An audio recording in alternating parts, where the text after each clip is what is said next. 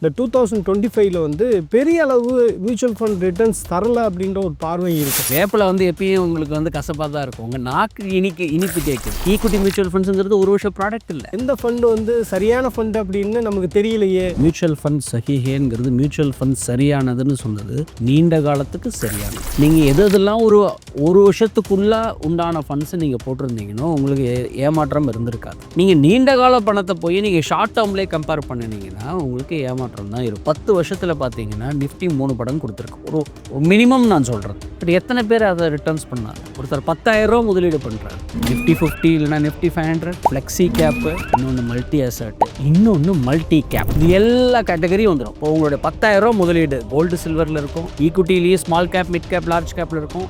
உலகத்தில் உள்ள எல்லா அசட்ஸும் உங்கள் 10,000 பணத்தில் போட்டு குழப்பிக்கவே வேணாம். எளிமையாக தெளிவாக பிரித்து நாளத்தில் முதலீடு பண்ணலாம். இது 10-15 வருஷம் நீண்ட காலம் முதலீடு ஆகலாம். இப்போ சில்வர் அண்ட் கோல்டு நல்ல பிரமாதமாக பண்ணியிருக்கு. இப்போ வாங்காதீங்கன்னு நம்ம சொன்னோம்னா நம்மளுக்கெல்லாம் ஒன்றுமே தெரியாதுங்கிற மாதிரி பேசுவாங்க. எப்போல்லாம் ரொம்ப சூப்பராக ஒரு அசட் கிளாஸ் பண்ணியிருக்கோ அதை நம்ம வாங்கக்கூடாது. We should never step out of line. ஒரு 6-8 வருஷம் முன்னாடி வாரன் பஃபெட் இந்தியாவுக்கு வந்திருந்தார். இது 8 வருஷம் இருக்கும்னு நினைக்கிறேன். அவர்கிட்ட 50 வருஷமாக நீங்கள் என்ன கற்றுக்கிட்டீங்க அப்படின்னு கேட்கும்போது ஒரு முக்கியமான டயத்தில் அவர் அந்த 50 வருஷத்தில் 5 டிசிஷன் தான் எடுத்துருக்காங்க. ஒரு குறுகிய காலத்தில் 100% ரிட்டர்ன் இன்ஃப்ராஸ்ட்ரக்சர் ஸ்டாக்ஸ். இன்ஃப்ராஸ்ட்ரக்சருங்கிற ஒரு ஸ்டோரியில் ஃபண்டில் நீங்கள் முதலீடு பண்ணலை அப்படின்னு சொன்னால் நம்ம தான் ஒரு பெரிய லூசர். 100% ரிட்டர்ன் அப்படின்னா 1 இயரில் மணி ஹஸ் டபுள்.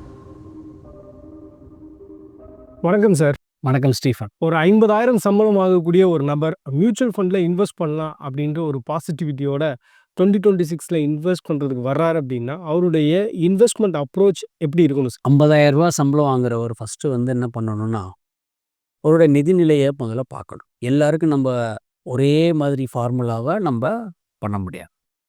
அவர் என்ன தெரிஞ்சுக்கணும், முதலீடு வரத்துக்கு முன்னாடி என்ன தெரிஞ்சுக்கணும் அப்படின்னா, முதலீடுனாலே 50,000 சம்பளமா, 5 லட்சம் சம்பளமா, 5 கோடி சம்பளமா, ஃபினான்ஷியல் பிளானிங் கரெக்டாக பண்ணிக்கணும். ஃபினான்ஷியல் பிளானிங்கிறது என்ன? ஒரு 3 மாதம், 6 மாதம், 1 வருஷம் ஷார்ட் டேர்ம் ரெக்குயர்மெண்ட்ஸை கரெக்டாக அவர் பூர்த்தி பண்ணி வச்சுக்கணும். அது எமர்ஜென்சி ஃபண்டாக இருக்கலாம், இல்லை கொஞ்சம் கேஷாக இருக்கலாம். இதெல்லாம் ஒரு மீடியம் டேர்ம் இன்வெஸ்ட்மெண்ட்ஸ். சப்போஸ் அவருக்கு ஆல்ரெடி வந்து குழந்தை பிறந்திருக்கு, ஒரு 4 வயசில் ஸ்கூல் சேர்க்கணும். ஸோ ஒரு 3 வருஷத்தில் அவருக்கு ஏதோ ஒரு பணம் வேணும். அதுக்கு தகுந்த மாதிரி முதலீடை அவர் பண்ணிக்கணும். இப்போ நீங்கள் சொல்கிறது வந்து 50,000 சம்பளம் வாங்கினாலும் சரி, 5 லட்சம் சம்பளம் வாங்கினாலும் சரி, அவருடைய செலவுகள் போக அவர் கையில் எவ்வளவு சேமிப்பு தொகை இருக்குது அப்படின்றது தான் ரொம்ப இம்பார்ட்டன்ட் அப்படின்னு சொல்கிறீங்களா? கண்டிப்பாக. பட் அதுலேயே வந்து கரெக்டாக திட்டமிடணும்னு சொல்கிறேன். Financial planning, asset allocation and diversification, இது 3 தான் அவர் இன்வெஸ்ட்மெண்ட்ஸில் அவர் தெரிஞ்சுக்கணும். அவர் ஃபினான்ஷியல் பிளானிங்கில் short term, medium term and long term. Asset அலோகேஷனில் எதில் எப்படி பிரித்து முதலீடு பண்ணிக்கணும். கோல்டு லெவலில் வச்சுக்கணும், ஈக்விட்டி லெவலில் வச்சுக்கணும், ஃபிக்ஸட் டெபாசிட்ஸ் எவ்வளோ வச்சுக்கணும், போஸ்ட் ஆஃபீஸில் எவ்வளோ வச்சுக்கணும், எமர்ஜென்சி ஃபண்டுக்கு எவ்வளோ வச்சுக்கணும், எவ்வளோ என்பிஎஸ் கான்ட்ரிபியூட் பண்ணணும், எவ்வளோ பிஎஃப் கான்ட்ரிபியூட் பண்ணணும். இந்த மாதிரி என்ன பண்ணணும்னா பிரித்து முதலீடு பண்ணணும். செலவுகள் போக மீதி இருக்கக்கூடிய தொகையை டைவர்சிஃபை பண்ணி இன்வெஸ்ட் பண்ணணும் அப்படின்றீங்க. இன்னும் ரொம்ப சிம்பிளாக சொல்லணும்னா உங்களுடைய முதல் செலவே சேமிப்பாக இருக்கணும். அப்படி நினச்சிக்கோங்க. நீங்கள் எல்லாத்தையும் செலவு பண்ணுறோம், இருக்கிற பணத்தில் 50,000ல் 2,000 சேவ் பண்ணுறீங்கன்னா then it is not right. Actually நீங்கள் என்ன பண்ணணும், பொதுவாக வந்து அன்எக்ஸ்பெக்டட் எக்ஸ்பென்சஸ் தானே சார் இன்றைக்கி வருது. அந்த ஃபினான்ஷியல் பிளானிங், அதுக்கு தான் நீங்கள் எமர்ஜென்சி ஃபண்ட், அதுக்கு தான் நீங்கள் லிக்விட் ஃபண்ட், அதுக்கு தான் நீங்கள் லிக்விடிட்டி, இதெல்லாம் நீங்கள் மேனேஜ் பண்ணணும். ஸோ இது ஃபஸ்ட்டு வந்து ஃபினான்ஷியல் பிளானிங், உங்களுக்கு அசட் அலோகேஷன் அண்ட் டைவர்சிஃபிகேஷனை விட்டுட்டு அதை தாண்டி உங்கள் இந்த 3 முதலீடுமே எப்படி இருக்கணும்னா சேஃப்டி, லிக்விடிட்டி, ரிட்டர்ன்ஸ் இருக்கணும். ஓரளவுக்கு உங்கள் இன்வெஸ்ட்மெண்ட் சேஃபராக இருக்கிற போர்ட்ஃபோலியோ வச்சுக்கணும் எப்பயுமே. அது எமர்ஜென்சி ஃபண்டாக இருக்கட்டும், இல்லை கையில் இருக்கிற கேஷாக இருக்கட்டும், இல்லை ஃபிக்ஸட் டெபாசிட்ஸாக இருக்கும், இல்லை போஸ்ட் ஆஃபீஸாக இருக்கட்டும். லிக்விடிட்டி, திடீர்னு எனக்கு ஒரு தேவைன்னா எனக்கு எவ்வளோ தேவை, எல்லா பணமும் ஒரே நாளில் தேவைன்னா நீங்கள் எல்லாமே சேஃபாக தான் வச்சுக்க முடியும். ஸோ லிக்விடிட்டி, ஸோ சேஃப்டி லிக்விடிட்டியை முதல்ல பார்த்துக்கிட்டு அதுக்கப்புறம் தான் ரிட்டர்ன்ஸ் வர ப்ராடக்ட் எல்லாம் லாங் டேர்மாக இருக்கும். Equity long term, gold long term, real estate long term, land வாங்குறது லாங் டேர்மு. ஸோ இது 3த்தையும் பார்த்துட்டு தான் ஒருத்தர் முதலீடை ஸ்டார்ட் பண்ணணும். அது 50,000 சேலரிக்கும் பொருந்தும், 5 லட்சம் சேலரிக்கும் பொருந்தும். ஸோ இப்போ மியூச்சுவல் ஃபண்டை பொறுத்தவரையில் எல்லாருமே வந்து நம்ம இன்வெஸ்ட் பண்ணலான்ற ஒரு ஆர்வம் வந்து லாஸ்ட் 2-3 இயர்ஸில் வந்திருக்கு. இந்த 2025ல் வந்து பெரிய அளவு மியூச்சுவல் ஃபண்ட் ரிட்டர்ன்ஸ் தரல அப்படின்ற ஒரு பார்வை இருக்கு. மியூச்சுவல் ஃபண்ட்ஸுங்கிறது ஒரு வருஷத்துக்கான முதலீடு கிடையாது. நீங்கள் ஏன் ஒரு வருஷத்தை பார்க்குறீங்க? கடைசி ஒரு வருஷத்தில் selective categories have done well. For example multi asset பார்த்தீங்கன்னா ஒரு 16லேருந்து 18% ரிட்டர்ன்ஸ் கொடுத்துருக்கு. Plus large cap mutual funds வாங்கியிருந்தீங்கன்னா 9% ரிட்டர்ன்ஸ் இருக்குது. ஸ்மால் கேப்பில் மட்டும் நீங்கள் வாங்கியிருந்தீங்கன்னா ஒரு 7%, 6.5லேருந்து 7% போன வருஷம் நெகட்டிவ் ரிட்டர்ன்ஸ் எடுத்திருக்கு. அதான் நம்ம லாஸ்ட் டைமே நம்ம சொன்னோம் என்னன்னா, it is not the problem of the neem which is bitter, it is your tongue expect sweetness. இது வந்து வேப்பில வந்து எப்பயும் உங்களுக்கு வந்து கசப்பாக தான் இருக்கும். உங்கள் நாக்கு இனிப்பு கேட்குது. முறை ஒருத்தவங்க இன்வெஸ்ட்மெண்ட்ஸ் பண்ணும்போது you should never step out of line. அதனால தான் இன்வெஸ்டிங்கை பொறுத்த வரைக்கும் we should never step out of line and we should follow patience, discipline and focus. பிடிஎஃப்னு நம்ம ஃபாலோ பண்ணணும்னு சொல்கிறோம். ஆனால் 100 லிட்டர் தண்ணி ஊற்றினாலும் செடி சீசனில் தான் வரும். நீங்கள் ஒரு வருஷம் மட்டும் இன்வெஸ்ட் பண்ணிட்டு ஒரு வருஷத்தில் ரிட்டர்ன்ஸ் வரணும். ஒரு வருஷம் மியூச்சுவல் ஃபண்ட், ஈக்விட்டி மியூச்சுவல் ஃபண்ட்ஸுங்கிறது ஒரு வருஷம் ப்ராடக்ட் இல்லை. மியூச்சுவல் ஃபண்ட் சஹியேன்னு நம்ம கேள்விப்படுறோம். ஆனால் எந்த ஃபண்டு சஹியே, எந்த ஃபண்டு வந்து சரியான ஃபண்டு அப்படின்னு நமக்கு தெரியலையே, ரிட்டர்ன்ஸ் அதுக்கேற்ற மாதிரி வரலையே அப்படின்ற கவலை இருக்குது தானே. முதல்ல வந்து மியூச்சுவல் ஃபண்ட் சஹிஹேங்கிறது மியூச்சுவல் ஃபண்ட் சரியானதுன்னு சொன்னது நீண்ட காலத்துக்கு சரியானது. ஷார்ட் டேர்முக்கு ஷார்ட் டேர்மான ப்ராடக்ட்ஸ். ஃபார் எக்ஸாம்பிள் நீங்கள் பாண்ட் ஃபண்டில் போட்டிருந்தீங்க, போன வருஷம் ஈக்விட்டி சேவிங்ஸில் போட்டிருந்தீங்க, போன வருஷம் நீங்கள் எதெல்லாம் ஒரு வருஷத்துக்குள்ளே உண்டான ஃபண்ட்ஸை நீங்கள் போட்டிருந்தீங்கன்னோ உங்களுக்கு ஏமாற்றம் இருந்திருக்காது. நீங்கள் நீண்ட கால பணத்தை போய் நீங்கள் ஷார்ட் டேர்ம்லேயே கம்பேர் பண்ணினீங்கன்னா உங்களுக்கு ஏமாற்றம் தான் இருக்கும். ஸோ சஹிஹேங்கிறது நீங்கள் உங்களுடைய மனநிலை முதல்ல வந்து தான் சொல்கிறோம். இன்வெஸ்ட்மெண்ட் ரிட்டர்ன்ஸ் வேறு, இன்வெஸ்டார் ரிட்டர்ன்ஸ் வேறு. இன்வெஸ்ட்மெண்ட் ரிட்டர்ன்ஸ் கடைசி 10 வருஷத்தில் ஒரு உதாரணத்துக்காக நான் சொல்கிறேன். 10 வருஷத்தில் பார்த்தீங்கன்னா நிஃப்டி 3 படம் கொடுத்துருக்கு. ஒரு மினிமம் நான் சொல்கிறது. பட் எத்தனை பேர் அதை ரிட்டர்ன்ஸ் பண்ணாங்க? 10 லட்சம் போட்டிங்கன்னா 30 லட்சம் இருந்திருக்கும். அதுக்கு மேலேயே இருந்திருக்கும். ஆக்டிவ் மியூச்சுவல் ஃபண்ட்ஸ்லாம் அது கூட ஜாஸ்தியாகவே இருந்திருக்கும். மார்க்கெட்டில் ரிட்டர்ன்ஸ் இருக்குது, ஆனால் உங்ககிட்ட இருக்கா ரிட்டர்ன்ஸ்? ஏன்னா உங்களுக்கு பொறுமை இல்லை. அதான் போராத வேலைன்னு ஒன்றும் கிடையாது, பொறுக்காத வேலை தான். யாருக்கும் பொறுக்கிற அந்த ஹேபிட்டே இல்லை. இப்போ வாழ்க்கையுடைய மனநிலையை எப்படி ஆயிடுதுன்னு சொல்கிறேன். இப்போ யாரும் இந்த லாங் யூடியூபே பார்க்குறது இல்லை, ரீல்ஸுக்கு மாறிட்டோம். 1 மணி நேரம் 2 மணி நேரம் சமைக்கிறது இல்லை, 2 மினிட்ஸ் நூடில்ஸ்க்கு வந்துட்டோம். 1 மணி நேரம் ஹைலைட்ஸ் கூட பார்க்குறது இல்லை, 5 நிமிஷத்துக்கு வந்துட்டோம். டெஸ்ட் கிரிக்கெட்டே விளையாடுறது இல்லை, T20க்கு வந்துட்டோம். அது மாதிரி இன்வெஸ்ட்மெண்ட்ஸுக்கு ஒர்க் ஆகாது. Investments requires time. நீங்கள் அதான் நான் சொன்ன மாதிரி 100 லிட்டர் தண்ணி ஊற்றினாலும் மாங்காய் சீசனில் தானே, மே மாதம் தானே வரும். நீங்கள் அது புரிஞ்சுக்கணும். நீங்கள் இன்வெஸ்ட்மெண்ட்ஸை பொறுத்த வரைக்கும் டைம் கொடுக்கலன்னா அந்த காம்பவுண்டிங் ஆகாதுங்கிறத நம்ம தெளிவாக தெரிஞ்சுக்கிது. நம்ம வந்து இன்வெஸ்ட் பண்ணணுன்ற ஒரு இன்டென்ஷன் நம்மகிட்ட இருக்குது, இன்டென்ட் இருக்குது. பட் ஆனால் எந்த ஃபண்டில் போட்டால் நமக்கு நல்ல ரிட்டர்ன்ஸ் வரும் அப்படின்ற ஒரு ஐடியாவே இல்லாமல் இருக்காங்களே, எப்படி இன்வெஸ்ட் பண்ணணும்? ஒருத்தர் 10,000 ரூபா முதலீடு பண்ணுறார். அவருக்கு நிறைய ஃபண்ட்ஸு தேவையில்லை, அவர் நிறைய கேட்டகரி தேவையில்லை, நிறைய ஸ்மால் கேப், மிட் கேப், எதுவுமே தேவையில்லை. அவருக்கு 4 category is good enough to make an investments. ஒருத்தர் 10,000 பணம் இருக்குன்னா 2,500 ரூபாயை அவருக்கு பிடிச்ச நிஃப்டி 50ல் வாங்கிக்கலாம். நிஃப்டி 50யே என்ன கேட்டால் முறையாக வாங்குறவங்க, இல்லாட்டா நிஃப்டி 500 வாங்கிக்கலாம். இன்னும் கொஞ்சம் டைவர்சிஃபைடாக இருக்கும். இந்தியாவில் உள்ள டாப் 500 கம்பெனிஸ் உங்களுக்கு அதில் வந்துடும். நான் சொல்கிறது வந்து ஒரு ஈக்விட்டி மியூச்சுவல் ஃபண்ட்ஸாக இருக்கிற பட்சத்தில், இது நீங்கள் ஒரு 10 வருஷம் முதலீடு பண்ணுவீங்கிற பட்சத்தில் நீங்கள் 2,500 ரூபாயை கண்ணை மூடிட்டு நீங்கள் போட்டுடலாம். இன்னொரு 2,500 ரூபாயை வந்து ஃப்ளெக்ஸி கேப் மியூச்சுவல் ஃபண்ட்ஸில் போட்டுருங்க. இதில் small cap, large cap, mid gap எல்லா கேட்டகரி ஆஃப் த இன்வெஸ்ட்மெண்ட்ஸும் ப்ரிடாமினண்ட்டாக இதில் இருக்கும். 3வது இம்பார்ட்டன்ட் கேட்டகரி என்னன்னு சொன்னால் மல்டி அசட். இந்த மல்டி அசட்டில் இன்வெஸ்ட் பண்ணிங்கன்னா கோல்டு இருக்கும், சில்வர் இருக்கும், ரீட் இருக்கும், இன்பீட் இருக்கும், இன்டர்நேஷ்னல் ஆப்ஷன் இருக்கும், டெட் இருக்கும், ஈக்விட்டி இருக்கும், க்ரூட் ஆயில் இருக்கும். எல்லாமே இந்த மல்டி அசட்டில் உங்களுக்கு வந்துடும். ஸோ 3 கேட்டகரி முடிஞ்சு போச்சு. நிஃப்டி 50 இல்லைனா நிஃப்டி 500, ஃப்ளெக்ஸி கேப்பு, இன்னொன்று மல்டி அசட்டு, இன்னொன்று மல்டி கேப். இந்த மல்டி கேப்பில் என்ன இருக்குன்னா small cap, mid cap, large cap இருக்கும்.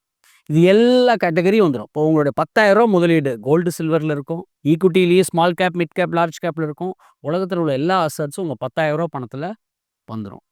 போட்டு குழப்பிக்கவே வேணாம், எளிமையாக தெளிவாக பிரித்து நாளத்தில் முதலீடு பண்ணலாம். இது 10-15 வருஷம் நீண்ட காலம் முதலீடாக இருந்தால். இதே ஒருத்தர் வந்து 2 வருஷம் தான் முதலீடு பண்ண போகிறாருன்னா அதுக்கு வந்த கேட்டகரி எடுத்துக்கணும். இல்லை ஒருத்தர் 5 வருஷம் தான் முதலீடு பண்ணால் அதுக்கு வந்த கேட்டகரி எடுத்துக்கணும். 10 வருஷம் பணத்தை நீங்கள் ஈக்விட்டியில் முதலீடு பண்ணலாம்னா என்ன தெரிஞ்சு, நம்ம நிறைய வீடியோவில் சொன்ன மாதிரி inflation is the thief, investing is the lock.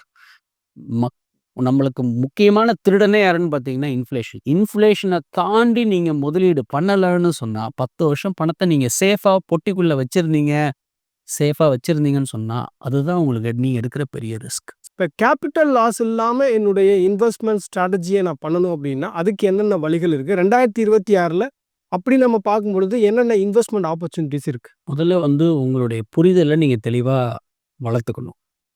சரி, அடிக்கிற காற்றுல காகமும் பறக்கும், காகிதமும் பறக்கும். காற்று நின்ன பிறகு தான் தெரியும் எது உண்மையாக பறக்கும்ன்ட்டு. எல்லாத்தையும் எல்லா சமயத்துலையும் பண்ணக்கூடாது. இப்போ ஒரு எக்ஸாம்பிள், இப்போ சில்வர் அண்ட் கோல்டு நல்லா பிரமாதமாக பண்ணியிருக்கு. இப்போ வாங்காதீங்கன்னு நம்ம சொன்னோம்னா நம்மளுக்கெல்லாம் ஒன்றுமே தெரியாதுங்கிற மாதிரி பேசுவான். நம்ம ஏன் சொல்கிறோம்? ஒரு இஃபோரியாவில் இந்த மாதிரி ஓவர் ப்ரைஸில் ரெகுலராக இது மாதிரி வாங்கிட்டே இருக்காங்க. இது ஒரு எக்ஸப்ஷனல் சினாரியோவில் நீங்கள் வாங்கினீங்கன்னா, ஏன்னா சில்வருக்கும் கோல்டுக்கும் உங்களுக்கு டிவிடெண்ட் கிடையாது. சில்வருக்கும் கோல்டுக்கும் ப்ரைஸ் டு ஏர்னிங்ஸ் கிடையாது, ப்ரைஸ் டு புக் கிடையாது, இன்ட்ரெஸ்ட் பேமெண்ட் கிடையாது. வாங்குறவங்கள வச்சு தான் விற்கிறவங்களுடைய மதிப்பு சொல்ல முடியாது. அப்படின்னா என்ன அர்த்தம்னா, the new buyer is going to determine the old price அப்படின்னு நம்ம சொல்கிறோம். எப்போல்லாம் ரொம்ப சூப்பராக ஒரு அசட் கிளாஸ் பண்ணியிருக்கோ அதை நம்ம வாங்கக்கூடாது.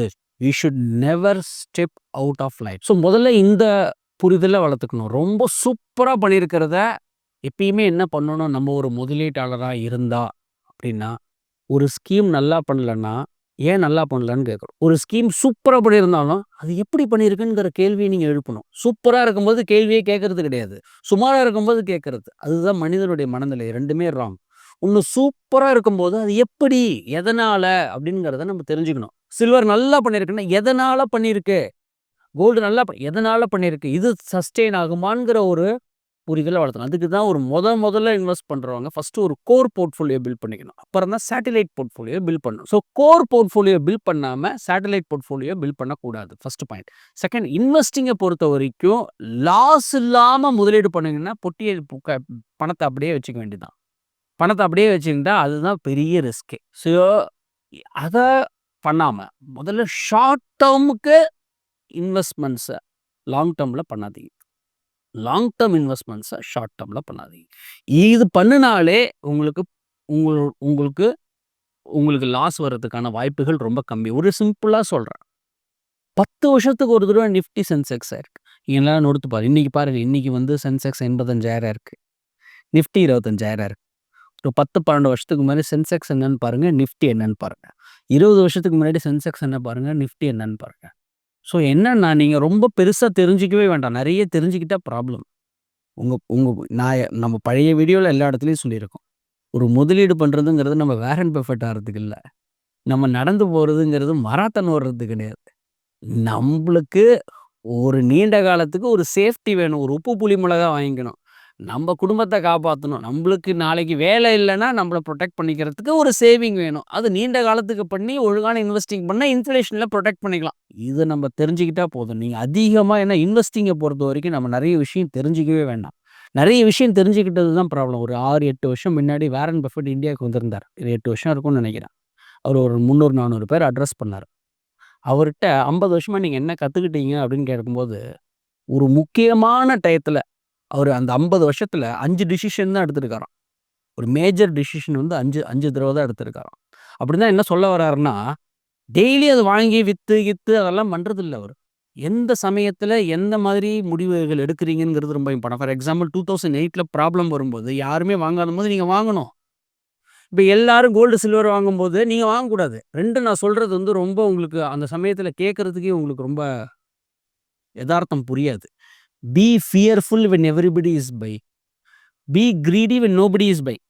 ஸோ க்ரீடும் ஃபியரையும் நீங்கள் கரெக்டாக பேலன்ஸ் பண்ணிங்கன்னா ரொம்ப ரொம்ப கஷ்டம். பட் அதை பண்ண ஆரம்பிச்சிட்டிங்கனாலே உங்கள் இன்வெஸ்டிங்கோடைய லாஸ் கம்மியாகவும் இன்வெஸ்ட்மெண்ட்ஸ் ப்ராஃபிட்டாகவும் வரத்துக்கு வாய்ப்புகள் நிறைய. இப்போ இந்தியா மாதிரியான நாட்டில் க்ரோத் இஸ் இன்எவிட்டபிள் அப்படின்னு தான் நம்ம சொல்லணும். இப்போ ரீசன்ட் இயர்ஸில் பார்த்தீங்க அப்படின்னா தீமேட்டிக் ஃபண்டை பற்றி நிறையா பேர் பேசுகிறாங்க.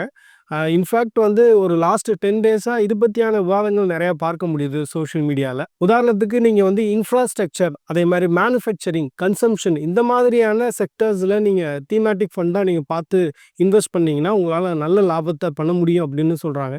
இது எந்த அளவுக்கு உண்மை சார்? பாஸ்ட்டை பார்த்துட்டு நம்ம எந்த டிசிஷன்ஸையும் நம்ம எடுக்கக்கூடாது. அது தீமேட்டிக் ஃபண்டுக்கும் அது பொருந்தும், செக்ட்ரல் ஃபண்டுக்கும் பொருந்தும், எல்லாத்துக்குமே பொருந்தும். இதுதான் பேசிக் அடிப்படையுடைய தத்துவமே அதுதான். பாஸ்ட்டை பார்த்து டிசிஷன் எடுக்கக்கூடாது. ஒரு எளிய நம்மளுடைய ஆடியன்ஸ் எல்லாம் எளிய மக்கள் ஆடியன்ஸ். இப்போ ஒருத்தர் 10,000 20,000 1,00,000 2,00,000 போடுறவர் திமேட்டிக் ஃபண்ட் செக்ட்ரல் ஃபண்டு எல்லாம் தேவையே இல்லை. அவருக்கு என்ன தேவை? நம்ம சொன்ன அந்த 4 கேட்டகரி தான் தேவை.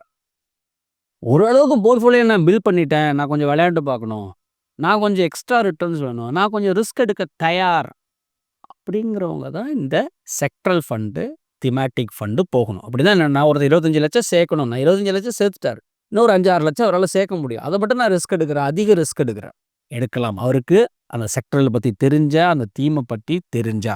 ப்ராப்ளம் என்ன தெரியுமா? எல்லாரும் என்ன பண்ணுவாங்கன்னா, நல்ல ரிட்டர்ன்ஸ் வந்ததுக்கப்புறம் முதலீடு பண்ணுவாங்க. 2007 ஹிஸ்ட்ரி நிறைய பேருக்கு தெரியாதுங்கிறதுக்காக நான் மறுபடியும் சொல்கிறேன். 2007 ஒரு குறுகிய காலத்தில் 100% ரிட்டர்ன்ஸ் இன்ஃப்ராஸ்ட்ரக்சர் ஸ்டாக்ஸில். இன்ஃப்ராஸ்ட்ரக்சருங்கிற ஒரு ஸ்டோரியில் நீங்கள் இன்ஃப்ராஸ்ட்ரக்சர் ஃபண்டில் நீங்கள் முதலீடு பண்ணலை அப்படின்னு சொன்னால் நம்ம தான் ஒரு பெரிய லூசர். 100% ரிட்டர்ன்ஸ் அப்படின்னா 1 இயரில் மணி ஹஸ் டபுள். 2007 நீங்கள் பண்ணியிருந்தீங்கன்னா 100%. அதை பார்த்துட்டு ஒருத்தவங்க 2008 2009 வாங்கியிருந்தாங்கன்னா 10 வருஷம் ஆனதுக்கப்புறம் போட்ட பண்ண முடியும் வரல. ஸோ இந்த இடத்துல தான் நம்ம தெரிஞ்சுக்க வேண்டிய முக்கியமான point, price is what we pay and value is what we கெட்ன்ட்டு. நம்ம ஒரு பெரிய சூப்பர் கம்பெனியாக இருக்கும், அது சூப்பர் ஸ்டாக் ரிட்டர்ன்ஸ் கொடுக்கணுங்கிற கட்டாயம் ஒன்றும் கிடையாது. You should always by at a discount. அதான் சொல்லணும், மார்ஜின் ஆஃப் சேஃப்டி ரொம்ப இம்பார்ட்டன்ட். ஒரு செக்டரை நீங்கள் எடுக்கும்போது கடைசி ஒரு 3 வருஷம் நெகட்டிவ் ரிட்டர்ன்ஸ் கொடுத்துருந்தா அதில் ஓரளவுக்கு மார்ஜின் ஆஃப் சேஃப்டி இருக்குன்னு அர்த்தம். ஒரு செக்டர் ஒரு 100% 200% 300% ரிட்டர்ன்ஸ் கொடுத்துருக்குன்னா அந்த செக்டர் நீங்கள் இப்போ நீங்கள் முதலீடு பண்ணுறீங்கன்னா நீங்கள் பார்த்து முதலீடு பண்ணுறீங்கன்னா அதில் மார்ஜின் ஆஃப் சேஃப்டி இல்லை. So to answer to your first question, thematic fund என்ன பண்ணலான்னா, நீங்கள் மியூச்சுவல் ஃபண்ட்ஸ் மூலமாக ஃபண்ட் ஆஃப் ஃபண்ட் திமேட்டிக்னு ஒரு கான்செப்ட் இருக்குது. Thematic fund of fund. அதில் என்ன பண்ணுவாங்கன்னா ஒரு 6 தீம் வச்சுக்குவாங்க. Banking and financial services, energy, pharma, இந்த மாதிரி ஒரு 6-7 செக்டர் வச்சுருப்பாங்க, ஒரு 6-7 தீம் வச்சுருப்பாங்க. அந்த fund manager will keep rebalancing the portfolio. அந்த மாதிரி ஸ்கீம்னா one can consider investing. But ஒரு எளிமையான மக்கள், ஒரு ஏழை மக்கள் ஃபஸ்ட் டைம் ஸ்டார்ட் பண்ணுறாங்க. ஏன்னா நம்ம ஃபஸ்ட்டே சொன்ன மாதிரி எடுத்தோடனே T20 உங்களுக்கு 5 விக்கெட் போயிடுச்சுன்னா அதுக்கப்புறம் நீங்கள் மேட்சை கண்டிப்பாக தோற்றுருவீங்க. எடுத்தோடனே நீங்கள் அடிபட்டு நெகட்டிவ் ஆகிடுச்சுன்னு வச்சுங்க, அதுக்கப்புறம் நீங்கள் முதலீடு பக்கமே போக மாட்டீங்க. ஒரு 6 வயசு பையன் கிரிக்கெட் பாலில் எடுத்தோடனே விளையாண்டாருன்னு நான் மண்டை உடஞ்சுன்னா அதுக்கப்புறம் கிரிக்கெட் பக்கமே போக மாட்டார். ஃபஸ்ட்டு டென்னிஸ் பாலில் விளையாடணும், ரப்பர் பாலில் விளையாடணும், அப்புறமா தான் T20, அதுக்கப்புறம் தான் நீங்கள் கிரிக்கெட் பாலில் விளையாடணும். ஸோ நல்ல எக்ஸ்பீரியன்ஸ் வேணும்னா go step by step, brick by brick அப்படிங்கிறது தான் என்னுடைய வியூ. ரொம்ப இன்சைட்ஃபுல்லாக இருந்தது சார். ரொம்ப சின்ன விஷயங்கள் கூட ரொம்ப எளிமையாக புரிகிற மாதிரி சொன்னீங்க. வியூவர்ஸ், உங்களுக்கு ஏதாவது கேள்விகள் இருந்தாலும் கமெண்ட் செக்ஷனில் சொல்லுங்கள். Thank you sir. Thank you Stephen. மேலும் ஈடி தமிழ் சேனல்ல வரப்போகும் பிசினஸ் மற்றும் அது ரிலேட்டடான வீடியோவை பார்க்க உடனே கீழே இருக்க சப்ஸ்கிரைப் பட்டனை கிளிக் பண்ணுங்க.